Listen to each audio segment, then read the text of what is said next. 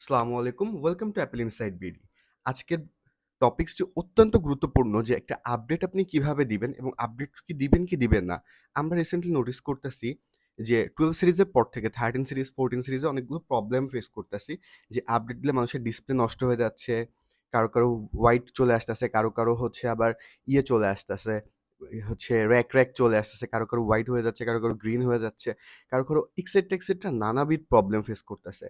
কিন্তু এত টাকা দিয়ে একটা ফোন পারচেজ করার পরে যদি এরকম প্রবলেম ফেস করেন, এটা কি ঠিক? এটা ঠিক না।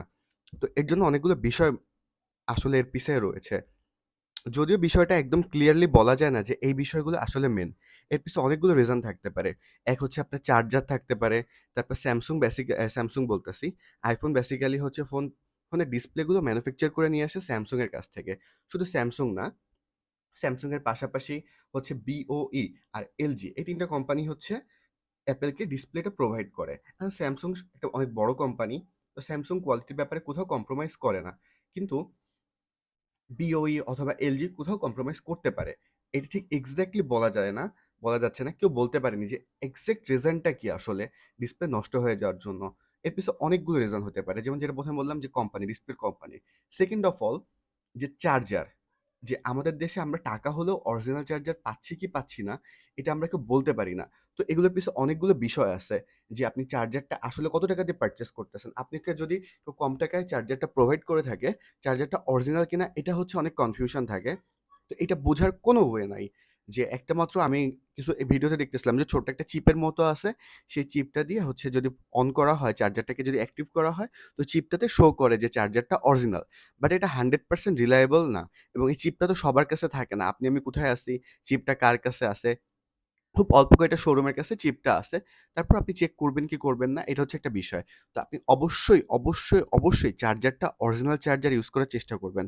এবং আপনি দেখবেন যে আপনার ভোল্টেজ স্টেবিলাইজেশনটা যেন ঠিকঠাক থাকে। আপনি যখন চার্জ দিচ্ছেন তখন হচ্ছে, তারপর এত বড় একটা কোম্পানির এরকম চার্জারের জন্য এরকম একটা প্রবলেম হওয়ার কথা না। এর পিছে আরো অনেকগুলো বিষয় আছে। যেহেতু আমরা আপডেটের বিষয়ে কথা বলতেছি যে আপডেটটা দেওয়ার সময় ডিসপ্লেটা আসলে যাচ্ছে কেন? বা কিভাবে আপডেট দেওয়া উচিত। তো এবার আসি আসল কথায়, যেহেতু আপডেটটা কিভাবে দেওয়া উচিত। তো আপডেট দেওয়ার সময় সবসময় রিকমেন্ডেশন দেয় যে হচ্ছে আপনার চার্জিং যেন 50 বা 60% এর উপরে থাকে। হ্যাঁ, আপনার চার্জটা অবশ্যই ৭০। আপনি চার্জ দিবেন কিভাবে সেটা একটু শেয়ার করে নিই। আপনি চার্জ দিবেন সবসময় ৩০ থেকে ৮০% এর ভিতর। তাহলে আপনার ব্যাটারিটা লং টার্মে ভালো থাকবে। যখন আপনার ব্যাটারি চার্জ হচ্ছে ৩০% এর নিচে চলে আসবে, তখন আপনি চার্জে দিবেন। তো যখন চার্জে দেওয়ার পরে আপনি হচ্ছে ৮০-৮৫ পর্যন্ত আপনি চার্জ দিলেন। তো এর মধ্যে একবার আপনি বন্ধও করে দিতে পারেন। যখন ৫০-৬০% উঠে যাবে, আর তখন হচ্ছে আপনি বন্ধ করে দিবেন। যার ফলে হচ্ছে আপনার থাকবে, মানে সেটার ব্যাটারিটা লং টার্মে ভালো থাকবে। এছাড়া আরেকটা বিষয় আছে যে আপনি মনে করেন হচ্ছে যখন 50-60% চার্জ হয়ে যাবে তখন একবার অফ করে দিবেন। ৫-১০ মিনিটের জন্য অফ করে দিবেন। এতে কোনো প্রবলেম হবে না। আপনি তারপরে আবার চার্জটা কন্টিনিউ করবেন। এভাবে চার্জটা দিলে সেটা ব্যাটারির মেইন শত্রু হচ্ছে হিট। আর হিটটা প্রোডিউস করবে না। আচ্ছা, গেল। আর আপনি সবসময় চার্জ দেওয়ার সময় খেয়াল করবেন যে যেন কোনো সারফেসের পরে না থাকে। লাইক আমি একটা এক্সাম্পল দিই। এটা মনে করেন আপনার ফোনটা। আপনি ডিরেক্ট এরকমভাবে কোনো একটা সারফেসের পরে রাখবেন না।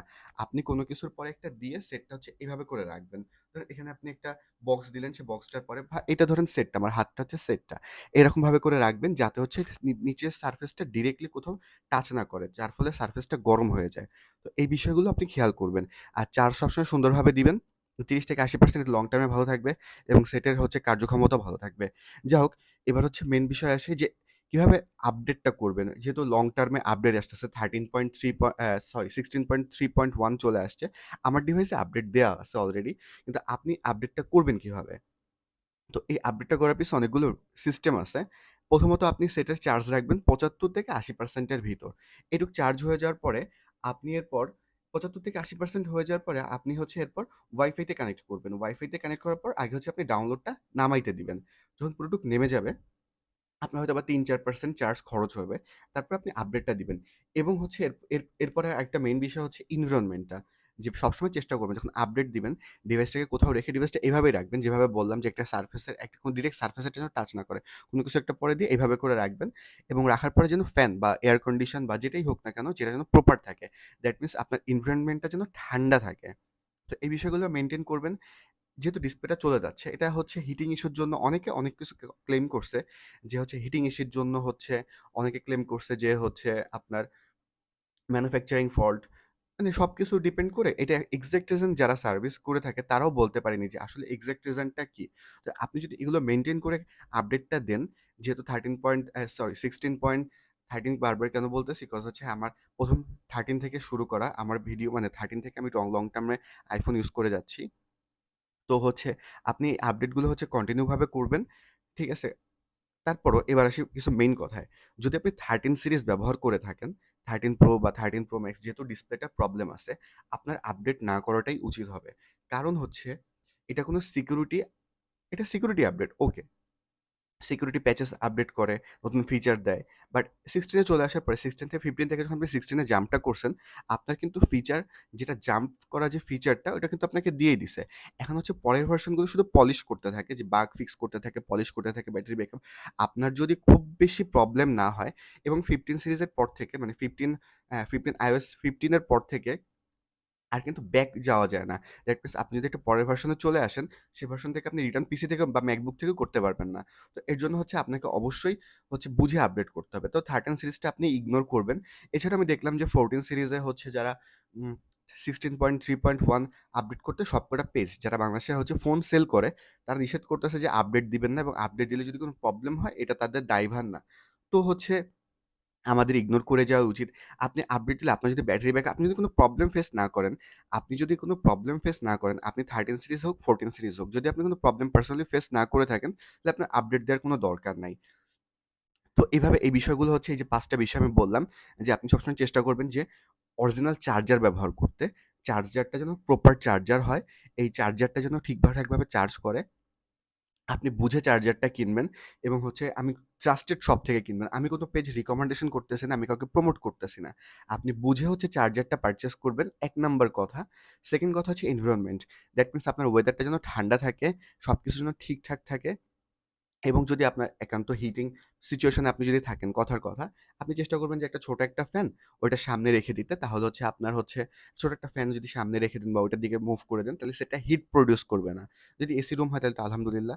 যত ঠান্ডা রাখা যায় সেটটাকে, যতটুকু পসিবল, আপনার কাছে যতটুকু পসিবল।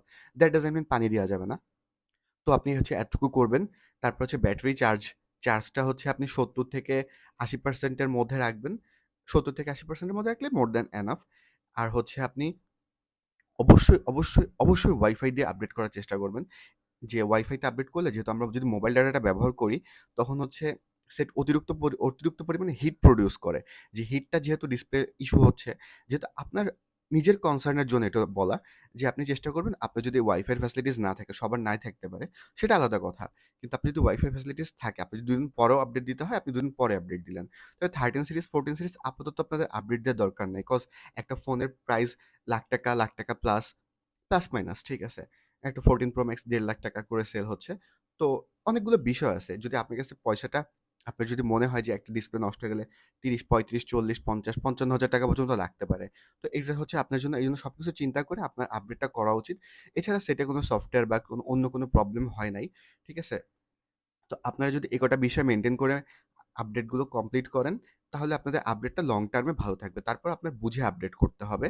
আর হচ্ছে আমাদের চ্যানেলের সাথে থাকবেন। আপনার কোনো কোয়েশ্চেন থাকলে আমাকে আস্ক করবেন। আপনি নোটিস করে দেখবেন যে আমি সবাইকে রিপ্লাই দেওয়ার চেষ্টা করি। এছাড়াও হচ্ছে আপনি হচ্ছে যেকোনো বিষয়ে থাকবেন কম। আর হচ্ছে আমি iOS বিষয়ে রেগুলার আপডেট দিতে থাকবো। তো আপনারা এটা শুনে, আপনারা দেখে তারপরে আপনারা ডিসিশন নিবেন যে আপনারা আপডেট দিবেন কিনা। যদিও এটা সম্পূর্ণ আপনার পার্সোনাল ইচ্ছা যে আপনি আপডেট দিবেন কি দিবেন না। তারপর একটু স্টাডি করে নিবেন। আমাদের চ্যানেলের সাথে থাকবেন, লাইক, শেয়ার, কমেন্টস করবেন।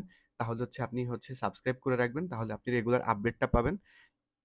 আর আপনি এভাবে করে কন্টিনিউ করতে থাকেন, দেখতে থাকেন। এছাড়া আরো অনেক বিষয় আছে এগুলোর পিছে। যেহেতু আজকে ভিডিওটা আপডেট রিলেটেড, সেহেতু আপডেট রিলেটেড বিষয় নিয়ে কথা বললাম।